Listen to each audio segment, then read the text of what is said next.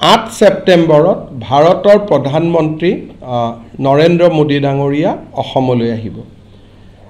আমাৰ নুমলীগড় শোধানাগাৰত আপোনালোকে জানে যে সেই শোধানাগাৰটোত 27% ৰাজ্য চৰকাৰৰো অংশীদাৰিত্ব আছে।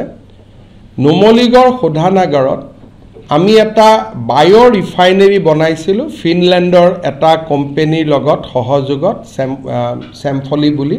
এই বায়' ৰিফাইনেৰীটো ছেকেণ্ড বায়' ৰিফাইনেৰী হ'ব।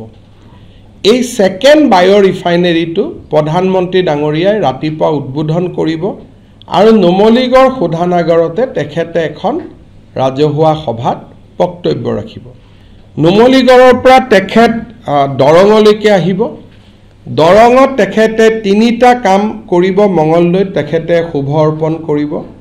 গুৱাহাটী ৰিং ৰোড যিটো 7,000 কোটি টকা ব্যয় কৰি গুৱাহাটীত এটা ৰিং ৰোড হ'ব গৈ আছে, এই আঁচনিটো প্ৰধানমন্ত্ৰী ডাঙৰীয়াই উদ্বোধন কৰিব। আমাৰ মাটি অধিগ্ৰহণ সম্পূৰ্ণ হৈ গ'ল আৰু এতিয়া উদ্বোধন হ'ব। ইতিমধ্যে কণ্ট্ৰেক্ট আদিও দিয়া হ'ল।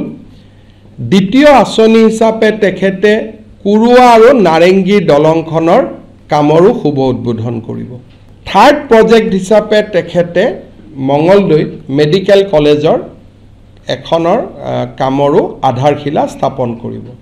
এইখিনি কৰাৰ পিছত তেখেতে গুৱাহাটীলৈ আহিব। 5টা বজাৰ পৰা আমি ভূপেন হাজৰিকা ডাঙৰীয়াৰ জন্ম শতবাৰ্ষিকী অনুষ্ঠান আমি আৰম্ভ কৰিম। আপোনালোকক আমি এটা পৰ্টেল মুকলি কৰিম। সেইটো হ'ল যিসকলে অনুষ্ঠানটো চাব খোজে।